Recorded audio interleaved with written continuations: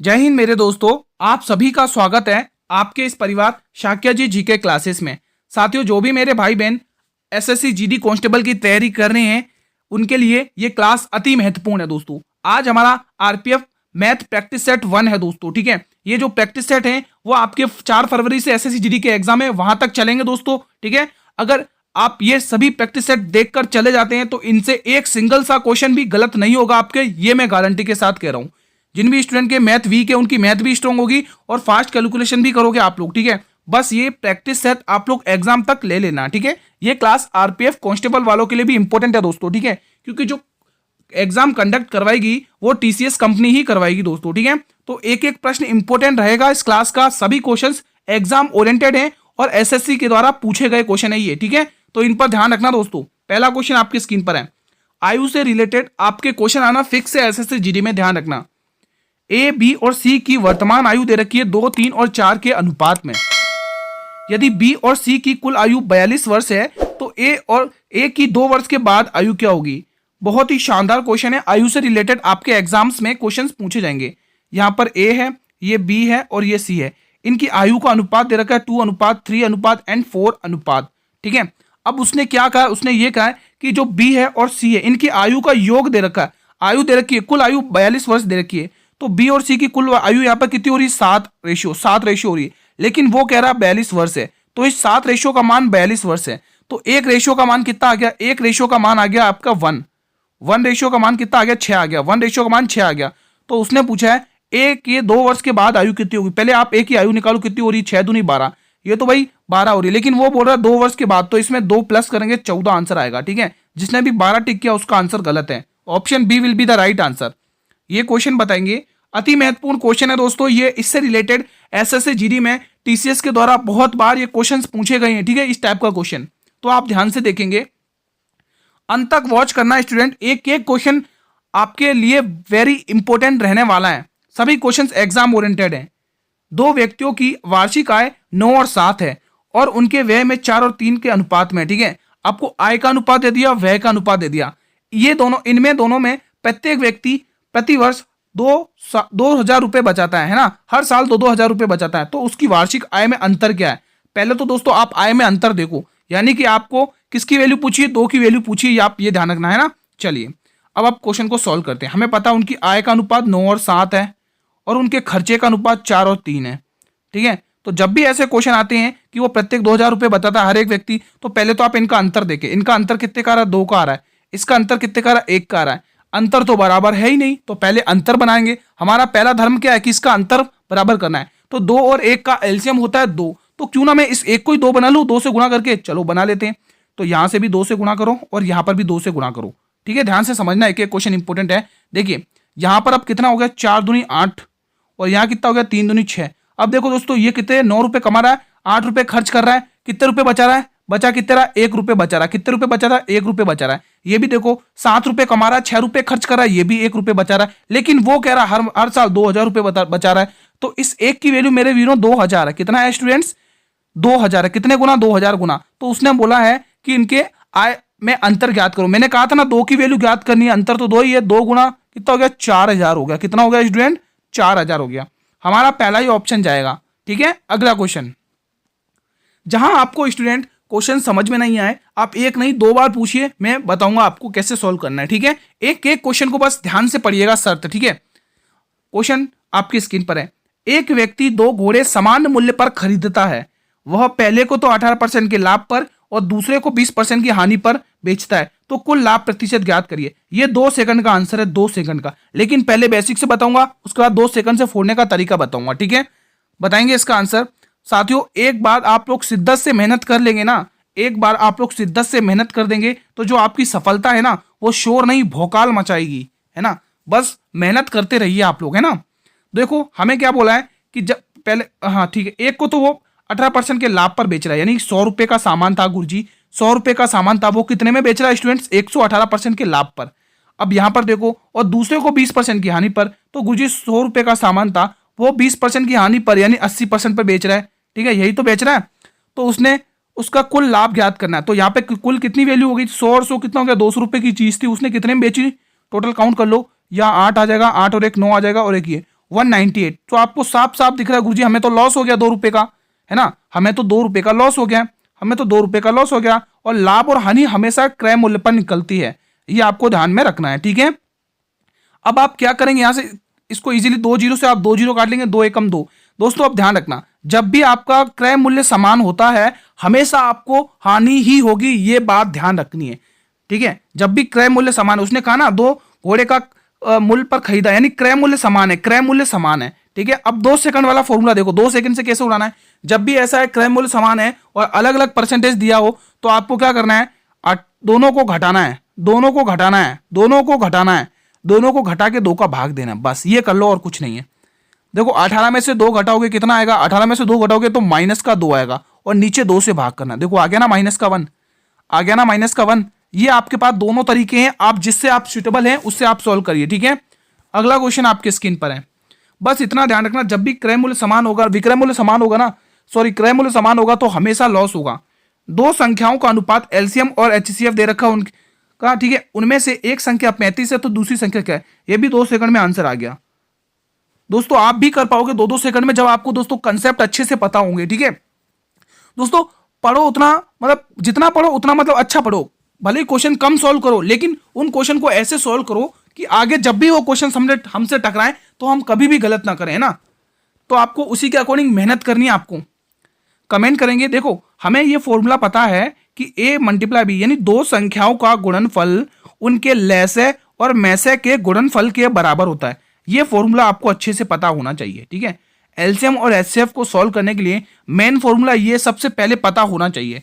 आपको जो जो क्वेश्चन ने दिया वो आप लोग कर लो। देखो उसने आपको एलसीएम दिया 70 और एचसीएफ दिया 7, ठीक है, और उसने एक संख्या दी है, मान लो हम 35, ए को हम मान लेते 35, उसने एक संख्या 35 दी है और आपको इस बी वाली संख्या को निकालना है, ठीक है, इस बी वाली संख्या को निकालना है। तो देखो 35 एकम 35, 35 दूनी 70 और 7 दूनी 14, है ना, इनको गुणा करने पर 14 आ गया। हमारे किस ऑप्शन में है, ऑप्शन नंबर ए में है।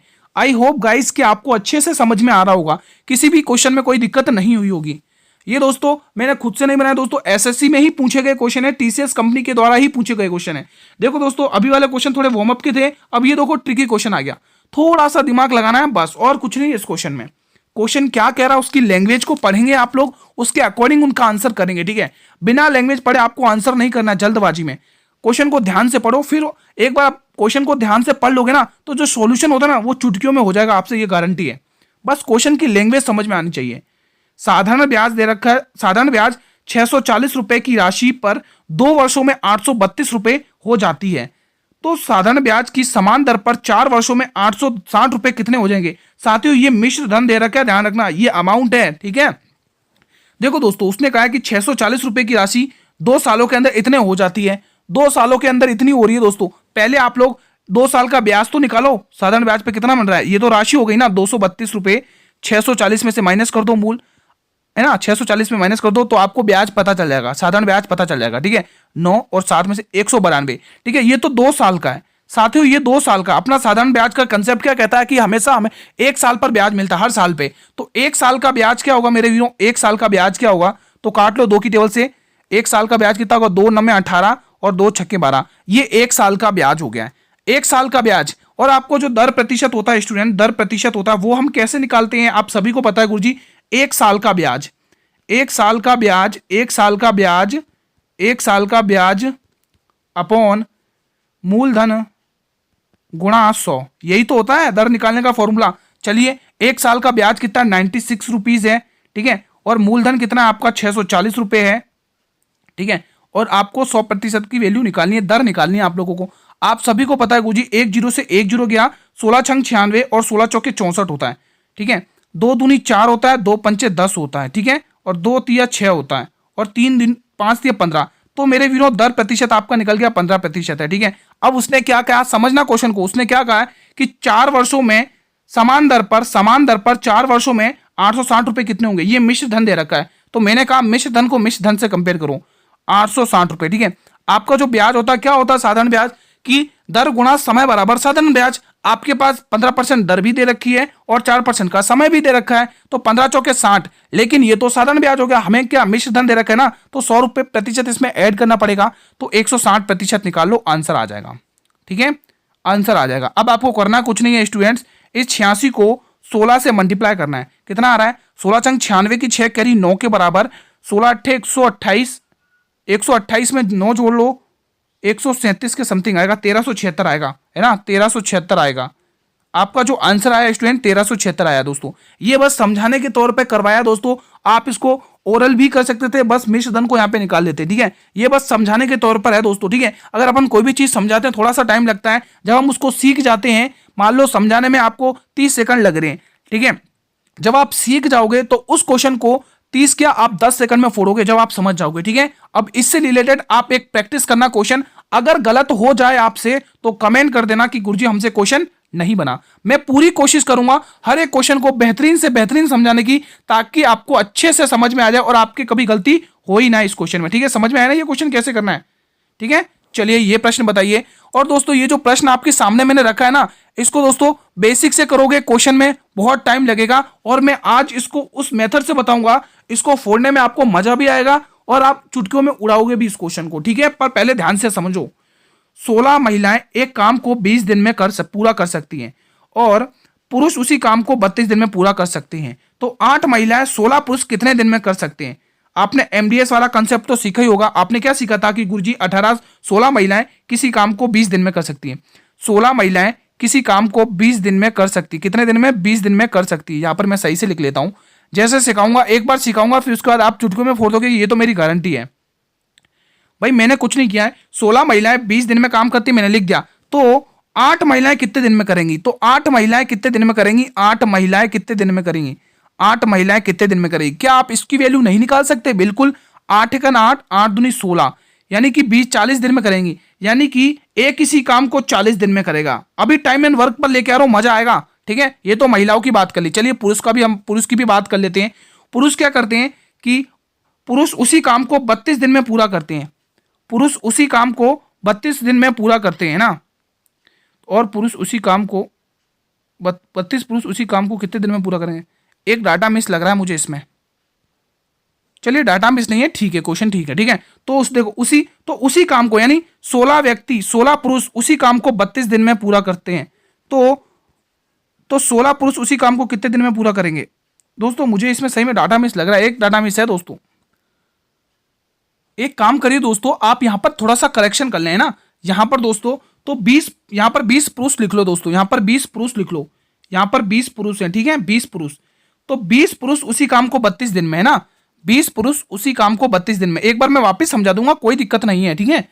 तो 20 पुरुष, देखो 20 पुरुष उसी काम को 32 दिन में करते हैं, तो ये 16 पुरुष कितने दिन में करेंगे? 16 पुरुष कितने दिन में करेंगे? अब आपको वैल्यू टर्मिनेट करना है। देखो 4 पंचे 20 होता है, 4 चौके 16 होता है, 4 8 32 होता है, 8 पंचे 40, यानी कि बी उसी काम को 40 दिन में कर सकता है। दोनों की क्षमताएं निकाल लो, टोटल काम 40 हो गया, इसकी क्षमता 1 हो गई, इसकी क्षमता भी 1 हो गई, तो टोटल काम 40 है। तो 1 और 1 2 दिन में, 2 दिन हो गए, तो 20 दिन में काम होगा। कितने दिन में?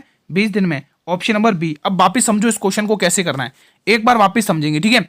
एक बार मैं वापिस समझाऊंगा मेरे विनोद, आपको इस तरीके से समझाऊंगा कि आपको ये कभी गलत होगा ही नहीं। एक बार मैं मिटार के वापिस समझाऊंगा, ठीक है, ताकि आपकी प्रैक्टिस और अच्छे से हो जाए, ठीक है। मेरा मेन मकसद है आपकी प्रैक्टिस करवाना और आपको एग्जाम में अच्छे मार्क्स करवाना, मैथ्स में, ठीक है। देखो 16 महिलाएं किसी काम को 20 दिन में करती हैं, बस इतना पढ़ो जितना मैं पढ़ा रहा हूं। ये देखो 16 महिलाएं किसी काम को 20 दिन में करती हैं, तो 16 पुरुष कितने दिन में, 8 महिलाएं कितने दिन में करेंगी, ठीक है। एक बार मैं यहां से भी थोड़ा क्लियर कर देता हूं ताकि आपको इजीली अच्छे से और समझ में आए, ठीक है। इसमें थोड़ा सा टाइम लेंगे क्योंकि बहुत ही इंपॉर्टेंट क्वेश्चन है भाई। देखो कैसे करना है, देखो 16 महिलाएं किसी काम को 20 दिन में, 16 महिलाएं किसी काम को 20 दिन में करती हैं, तो 8 महिलाएं उसी काम को कितने दिन में करेंगी? इसका पहले निकालो, 8 महिलाएं उसी काम को कितने दिन में करेंगी? देखो 8 एक 8, 8 दूनी 16 और 20 दूनी 40, यानी ए जो महिला है वो एक काम को कितने 40 दिन में करेंगी। टाइम एंड वर्क जैसा क्वेश्चन बनाऊंगा और आप भी कहोगे कुछ मजा आ गया, ठीक है। ये हमने महिलाओं का सॉल्व कर, अब पुरुष की बारी है। यहाँ पर कितने 20 पुरुष हैं, ठीक है। तो 20 पुरुष किसी कार्य को 32 दिन में करते हैं, तो 16 पुरुष कितने दिन में करेंगे? 20 पुरुष किसी कार्य को 32 दिन में पूरा करते हैं, तो 16 पुरुष उसी कार्य को कितने दिन में करेंगे? बस ये समझ लो। देखो 8 की टेबल से 8 चौके 32, 8 दूनी 16, ठीक है, 2 की टेबल से 2 बार और 20 की टेबल से 2 बार, यानी बी उस काम को 40 दिन में करेगा, ठीक है। ये बन गया ना, ए किसी काम को 40 दिन में, बी उसी काम को 40 दिन में। क्षमता निकालने के लिए टोटल वर्क 40 है, इसकी क्षमता 1 आ गई, इसकी क्षमता भी 1 आ गई, ठीक है। तो उसने क्या कहा है, तो उसे उसे पूरा करने में कितना, मतलब 8 में तो वो महिलाएं और पुरुष उस काम को करने में कितना दिन लेंगी ये पूछ रहा है आपको। टोटल काम 40 है, दोनों की क्षमताएं 2 है, ये 20 आ गया। ऐसे करना है इस क्वेश्चन को, ठीक है, ऑप्शन नंबर बी। अगला क्वेश्चन, आई होप गाइस आपको अच्छे समझ में आया होगा। 4 कुर्सियां और 3 मेजों का मूल्य 2100 रुपए है और 5 कुर्सियां और 2 मेजों का मूल्य 1750 है, तो एक कुर्सी का मूल्य। साथ ही जब भी ऐसा क्वेश्चन आए स्टूडेंट्स, आपको कुछ नहीं करना, उसने जितना कहा उतना करो। 4 कुर्सियां, कुर्सियों को मैं के से डिनोट कर रहा हूं, 4 कुर्सियां प्लस 3 मेज, 3 मेज को मैं एम से डिनोट कर रहा हूं, उनका मूल्य दे रखा उसने 2100 रुपए। ऐसे ही करना जब भी क्वेश्चन आए, ठीक है।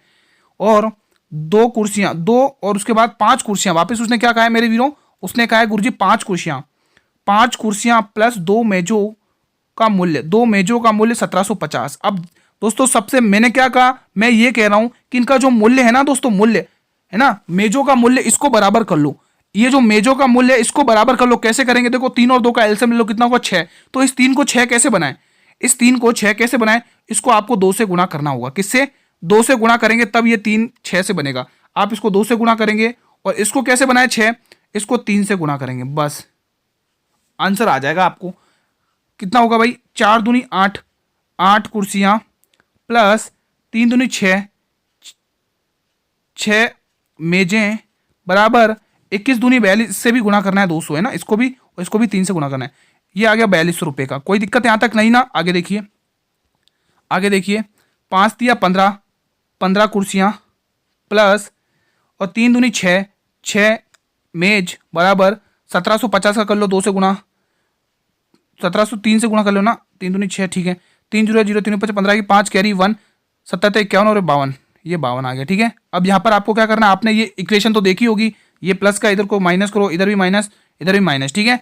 चलो ये कितना आएगा 7K, ये 7K आएगा बराबर, ये तो देखो प्लस माइनस माइनस से ये कट जाएगा, ये वैल्यू सॉल्व कर लो, घटा लो। 5250 में से आप लोग घटा लो, कितना आएगा, 5250 में से यहाँ पर घटा लेते, 5250 में से आप लोग क्या घटाओगे, 4200 को घटा लो, कितना आ रहा है, यहाँ पे आपको मूल्य पता चल जाएगा। 5 यहाँ पर 2 आ रहा है, यहाँ पर 0 आ रहा है, यहाँ 1050 मिल रहा है, 1050, तो कितना आया 1050। तो आप 1 कुर्सी का मूल्य निकाल लो, 1K का वैल्यू निकालो, 1 कुर्सी का मूल्य निकालो, 7 से काट लो, 7 एकन 7 3 बचेगा, 7 एकन 7 7 तो 5 35 150, एक कुर्सी का मूल्य 150 रुपये आया भाई, एक कुर्सी का मूल्य 150 रुपये, ठीक है। इजी क्वेश्चन है, कोई दिक्कत नहीं है, थोड़ा कैलकुलेटिव है ना। एक नाव स्थिर जल में 13 किलोमीटर की चाल से यात्रा कर सकती है। यदि धारा की चाल 4 किलोमीटर है तो नाव को धारा के अनुकूल यानी कि डाउन स्ट्रीम जाने में कितना समय लगेगा। डाउन स्ट्रीम यानी समय पूछ रहा है। समय क्या होता है, टाइम क्या होता है, डिस्टेंस अपॉन स्पीड।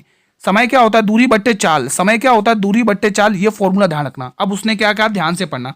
स्थिर जल, भाई पानी स्थिर है तो आपको यहां पर बी की वैल्यू दे रखी है कितनी, 13 किलोमीटर। बी की वैल्यू कितनी दे रखी है मेरे स्टूडेंट्स, आप लोगों को 13 किलोमीटर, ठीक है। अब आगे क्या बोल रहे हैं, यदि धारा की चाल यानी डब्ल्यू की चाल दे रखी है आपको, कितनी दे रखी, 4 किलोमीटर, ठीक है। अब उसने पूछा है तो नाव को धारा के अनुकूल जाने के में कितना समय लगेगा, यानी कि बी की वैल्यू पूछ रहा है। तो हम साथियों बी प्लस डब्ल्यू की वैल्यू कैसे निकालते हैं दोस्तों, आप सभी को पता है, इन दोनों को जोड़ना है। टोटल कितना हो गया, 17, ठीक है। ये तो आपकी किसकी, नाव, सॉरी बोट की चाल आ गई, ये तो चाल आ गई बोट की चाल आ गई, नाव की चाल आ गई, ठीक है। अब आपको निकालना क्या, कितना समय लगेगा। समय कैसे निकालते हैं कि दूरी बट्टे चाल, दूरी बट्टे चाल। समय कैसे निकालते हैं स्टूडेंट, दूरी बट्टे चाल। दूरी कितनी आप लोगों के पास 68 है और चाल कितनी है भाई 17 है, तो यहां पर काट लो, 7 चौके 68, 4 घंटे लगेंगे मेरे वीरों, 4 घंटे, 4 घंटे। आई होप कि ये क्वेश्चन समझ में आ गया होगा, ठीक है। अगला क्वेश्चन आपकी प्रैक्टिस सेट पहला है साथियों, ठीक है। अगर आपको ये कंटेंट पसंद है तो क्लास को लाइक वगैरह करना, ठीक है। 11,000 रुपए 2 वर्ष में 4% वार्षिक ब्याज की दर पर वार्षिक रूप से संयोजित होते हैं तो चक्रवृद्धि ब्याज ज्ञात करना है। बहुत ही शानदार क्वेश्चन है दोस्तों, अल्टीमेट क्वेश्चन है। इसको करने का 2 तरीके, बहुत 2-3-4 तरीके हैं दोस्तों। ट्री मेथड भी है ना, और रेशियो से भी कर सकते हैं, इफेक्टिव से भी कर सकते हैं, लेकिन जिस हिसाब से बता रहा हूं उसके अकॉर्डिंग करिए। देखो यहाँ 4% कितने साल के लिए, 2 साल के ना, यहाँ पर भी 4%। ध्यान से समझना, मैं ब्याज निकालना बता रहा हूँ कैसे निकालना है। 4 और 4 एक बार तो जोड़ना है, कितना हो गया, 8% हो गया, 8% प्लस, अब इनको गुणा करो, कितना हो गया, 4 चौके 16, 4 चौके 16 है ना। यहां पर पॉइंट आएगा, प्लस नहीं आएगा, मैं प्लस कहां लिख रहा हूं, यहां पर पॉइंट आएगा है ना, पॉइंट। 4 चौके 16, तो ये 16, तो आपका जो ब्याज निकला है 8.16%, ठीक है। किस राशि पर, 11,000 रुपए। ये 11,000 रुपए, 11,000 रुपए अपने आप में फुल 100% है। ये 11,000 रुपये अपने आप में पूरे 100% हैं और मुझे 8.16 का मान निकालना है और कुछ नहीं। आप सभी परिचित है कि कुछ जीरो को हटाएंगे, इस जीरो को हटाएंगे तो नीचे 2 जीरो आ जाएंगे ना, 2 जीरो। अब आपको करना कैसे, देखिए 2 जीरो से आप 2 जीरो हटाएंगे, 1 जीरो से आप 1 जीरो हटाओगे। अब एक बार 11 को 816 से गुणा करिए, 11 चंग 66 का 6 कैरी 6, 11 का 11 और 6 17 की 7 कैरी 1, 11 8 88 और 1 89, 89 और नीचे कौन बैठा हुआ, 10 बैठा हुआ है। आप यहां से पॉइंट लगेंगे तो कितना आएगा, 897.6, 897.6 आ रहा है, 897.6 बिल्कुल ऑप्शन नंबर बी में आ रहा है। ठीक है, आई होप गाइज आपको ये अच्छे से समझ में आया होगा दोस्तों। आप इसको रेशो से भी कर सकते थे, ये आपके पास क्वेश्चन है, ये सभी क्वेश्चन स्टूडेंट एसएससी में पूछे गए हैं टीसीएस अकॉर्डिंग। ठीक है, ये स्टूडेंट आप लोग क्लास को आरपीएफ कांस्टेबल वाले भी ले सकते हैं। ठीक है, मैं आपको बताना चाहूंगा साथियों, इसके बाद हमारी जो जीके जेएस की क्लास आएगी, लाइव आएगी 8 बजे। ठीक है, आप सभी मेरे भाई बहनों को उस क्लास में जुड़ना है और अपना रिवीजन करना है। ठीक है, तो आप सभी को पता है गुरुजी, जब भी ऐसे क्वेश्चन आते हैं तो हमें पता है बाहर का गुणा और अंदर का गुणा बराबर करना है, यानी कि 9.6 गुणा x बराबर 16.8 गुणा 18, बस यही तो करना है, यही तो करना है।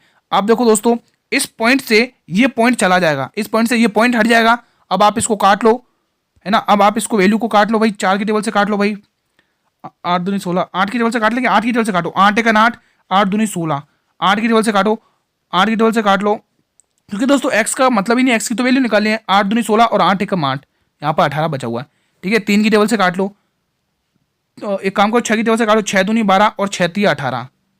ठीक है, 6 तिया 18, 21 तिया 63 और x की वैल्यू निकालनी है, तो 63/2, 63/2, 63/2 है ना, 2 से डिवाइड करेंगे, आप लोग इसको 2 से डिवाइड करो, 2 तिया 6, 2 एकम 2, यानी कि 31 से आंसर आएगा। तो 31 से आने वाला आंसर तो एक ही दिख रहा है आपको, है ना, तो आपको ऐसे ही क्वेश्चन करना है इस टाइप का। ठीक है, चलिए एक और क्वेश्चन, बहुत ही प्यारा सा क्वेश्चन है, इसका इकाई अंक बताना है। हमने क्या सीखा, जब भी गुरुजी अगर ऐसा क्वेश्चन दिखता है, उसका इकाई अंक अगर 4 है और घात अगर पावर अगर आपकी विषम है, तो जो 4 का रूल क्या कहता है, जो आपने अगर ये पढ़े होंगे, तो 4 इसका जो आंसर आएगा वो 4 ही आएगा। ठीक है, अगर इकाई अंक पर 4 है और उसकी घात विषम है तो 4 ही लिखना है, अगर इकाई अंक 4 है और उसकी घात अगर सम है तो 6 लिखना है। ठीक है, ये ध्यान रखना।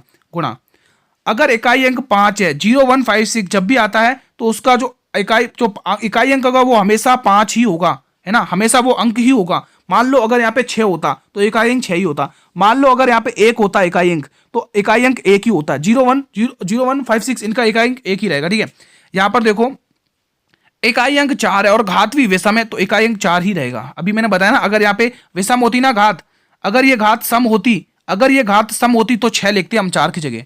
चलिए कर लो, 5 चौके 20, 20 चौके 80 आ रहा है और हमें इसका इकाई अंक पता कितना आ गया, 0 आ गया, है ना, तो इसका इकाई अंक 0 आएगा, ऑप्शन नंबर डी।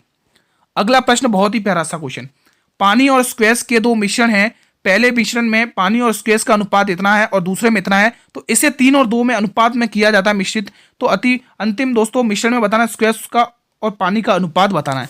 तो पहले में दोस्तों पानी वाटर स्क्वैश का अनुपात देख लो कितना है दोस्तों, बहुत ही इंपॉर्टेंट क्वेश्चन है, 5 और 1 के अनुपात में है, 5 और 1 के अनुपात में। ठीक है, और दूसरे में कितना है, 3 और 1 के अनुपात में, 3 और 1 के अनुपात में। ठीक है, अब दोस्तों इसको इसमें बदलना है, तो उससे पहले आप लोग ये देखिए इनका अंतर कितने का आ रहा है, इनका अंतर गुरुजी कितने का, 5 और 6 का आ रहा है, कितने का अंतर आ रहा है, 6 का, मैं 4 कहाँ लिख रहा हूँ, इनका अंतर 6 का आ रहा है और इनका अंतर 4 का आ रहा है, तो क्यों ना मैं इनको पहले बराबर कर लूँ। हाँ बिल्कुल, तो 4 और 6 का लघुत्तम कितना होता है, 24 होता है, कितना होता है, 24 होता है, इसको 4 और इसका 2, इसका 5 और 1 6, ठीक है, और इसका ये आ रहा है। ठीक है, तो इसको बराबर करने के लिए क्या करेंगे अपन, ठीक है 24 आ रहा है इसका एलसीएम, तो आप इसको 24 कैसे बनाएंगे, 4 से गुणा करके, इसको 6 से गुणा करके। इनको किस अनुपात में मिलाना है, पहले तो 3 से मिलाना है, उसके बाद इसको 2 से मिलाना है। अब ध्यान से समझना एक एक प्रोसेस, 4 तिया 12 और 12 पंचे 60, तो ये तो 60 आ गया। ठीक है, यहाँ पे देखो 6 दूनी 12 और 12 तिया 36, ये 36 आ गया, तो टोटल यहाँ पर कितना हुआ, 96 हो गया, कितना 96। ध्यान से समझना एक एक पॉइंट को, ठीक है, अनुपात। अब इधर देखो ध्यान से समझना, 4 तिया 12, ठीक है, 12 एकम 12, 12 यहाँ पर हो गया, 6 दूनी 12, 12 एकम 12, 12 यहाँ पर हो गया, टोटल कितना हो गया, 12 और 12 24। इसको एक ही टेबल से काट लो, 24 एकम 24 और 24 चौके 96, 24 दूनी 48, 24 चौचक 96, 4 और 1 का अनुपात बन गया, 4 और 1 का, ऑप्शन नंबर बी में। अगला क्वेश्चन, रिया 25% का लाभ अर्जित करने के लिए 35,000 रुपये में एक लैपटॉप बेचती है। यदि उसे यदि 30% का लाभ अर्जित करना चाहती है तो उसे लैपटॉप में कितने पर बेचना चाहिए। साथियों आप सभी को पता है उसने लैपटॉप कितने पे बेचा, 35,000 के लाभ पर, 35,000 के, ठीक है 35,000 पर, कितने पर, 25% का लाभ यानी 125 पर, 30% यानी कि 130 का लाभ कमाना है, बस यही तो करना है। जीरो से जीरो काट, देखो 5 की टेबल से काटोगे आप, एक काम करो 130 को रहने दो, पहले ऊपर नीचे काट लो, है ना, यहाँ पर ये वैल्यू काट लो पहले, इजी हो जाएगा आपके लिए। चलो इस वैल्यू को टर्मिनेट कर लो, 25 की टेबल से इसको काट के देखो, 25 से कम 25, 10 बचेगा, 25 चौके 100, ये 1400 आ गया, और ये 25 पंचे 125 आ गया। 5 की टेबल से काट लो इसको, 5 दूनी 10, 3 बचेगा, 5 छंके 30, ठीक है। अब इसको गुणा कर लो, इन दोनों को आपस में गुणा कर लो, 26 जीरो 0, 26 जीरो 0, 26 दूनी 52, 52 दूनी 104 का 4 कैरी 10, 26 से कम 26 और 10 36, 36,400 आ गया, 36,400, ऑप्शन नंबर बी। अगला क्वेश्चन, ए तथा बी ने 1,00,000 पिक्चर, सॉरी कितना दे रखा है यहाँ पे, अच्छा ठीक है 18,50,000 में बेचा, एक निवेश किया है, और एक ने 22,05,000 में निवेश किया है, ठीक है, पूंजी का अनुपात है। और यदि बी का लाभ इतना है तो ठीक है, बहुत ही इजी क्वेश्चन, देखो ए यहाँ पर लिखना है और बी यहाँ पर लिखना है। इसने निवेश किया 1,5,0,0,0, ये एसएससी के द्वारा ही क्वेश्चन पूछे गए हैं, है ना, कैलकुलेटिव टफ करने के लिए, ताकि समय बर्बाद हो, ऐसे ही क्वेश्चन पूछती है एसएससी। तो पहले तो इनका लाभ का अनुपात निकालना, 3 जीरो से 3 जीरो गए, 5 टेबल से काट लो, 5 तिया 15, 5 7 35, ठीक है, इसको काट लो, 5 चौके 20 और 55 25, टोटल इनका लाभ कितना हो गया, 7 5 12 की 2 कैरी 1, 4 3 7 और 8 9, यानी टोटल लाभ कितना हो गया, 5 7 12 4 3 7 8 9, ठीक है 12 हो गया। लेकिन उसने क्या कहा है, एक यदि बी ने, दोस्तों यहाँ बी है, यदि बी है, ठीक है, यदि बी ने 9,000 रुपये का लाभ लॉस किया, यहाँ पे लाभ कितना रहा 45, लेकिन वो बता रहा 9,000 का है, कितने 200 गुना हो रहा है, कितने गुना हो रहा है 200 गुना, कितने गुना 200 गुना, 200 गुना, तो इसका भी 200, तो हमें पूछा कितना है, तो कुल लाभ तो ये है, तो इसको भी 200 गुना से कर लो, है ना। देखो इसका अगर आप देखोगे तो 8 9 दूनी 18, 18 1 19, इसको कर लो गुना, कितना आ रहा है 2 जीरो 2 जीरो 2 दूनी 4 और 9 दूनी 18, 18,400 आ रहा है, 18,400 आ रहा है भाई, मेरे को लगता है ये वाला ऑप्शन होगा, 16,800 की जगह 18,400 यही होगा, ठीक है 18,400। अगला क्वेश्चन, ये अंतिम प्रश्न है, एक धनराशि चक्रवर्ती ब्याज की दर से 15 वर्षों में स्वयं की दुगनी हो जाती है, तो उसी ब्याज दर पर ये कितने वर्षों में 4 गुनी होगी। ऐसे क्वेश्चन को कैसे करना हमेशा ध्यान रखना, जब भी ऐसा क्वेश्चन आएगा आपको कुछ नहीं करना है, उसने कहा है कि एक धनराशि 15 सालों में, ध्यान से समझना, जैसे समझाऊंगा ये क्वेश्चन वैसे ही कर लेना। अगर ये क्वेश्चन इस मेथड से गलत हो जाए तो आप कमेंट करना कि सर जी ये क्वेश्चन गलत हुआ है। कितना हो रहा है, 2 गुना हो रहा है, 2 गुना, ध्यान से समझना कैसे किया मैंने। तो उसी ने कहा उसी ब्याज दर पे ये कितने वर्षों में 4 गुनी होगी, तो उसको 4 गुनी बनना है दोस्तों, 4 गुना, कितना बनना है उसको 4 गुना करना है, 4 गुना, 4 की पावर, ये 4 किसकी पावर होती है दोस्तों, 2 की घात 2 होती है, तो ये किसकी घात है, 2 की घात 2। तो आप ध्यान से समझना, इस 2 को इस हमेशा साल से गुणा कर लेना, मजा आ जाएगा, 15 दूनी 30, ठीक है, तो ये 30 साल लगेंगे भाई, 30 साल में, ठीक है। तो क्लास कैसी लगी स्टूडेंट, आप लोग कमेंट बॉक्स के माध्यम से बताइए, ठीक है। हमारा जो आज प्रैक्टिस सेट पहला है वो कवर हो चुका है, हमारा जो प्रैक्टिस सेट, आप क्लास में क्वेश्चन ठीक है, प्रैक्टिस सेट कवर हो चुका है, प्रैक्टिस सेट 1 कवर हो चुका है। कैसा लगा कमेंट करके बताइए। अगर मेरे वीडियो क्लास पसंद आई तो आप लोग एक बार क्लास को लाइक करेंगे, और जितना हो सके स्टूडेंट्स उतना इस क्लास को शेयर करेंगे आपके सभी स्टूडेंट्स के साथ, ठीक है।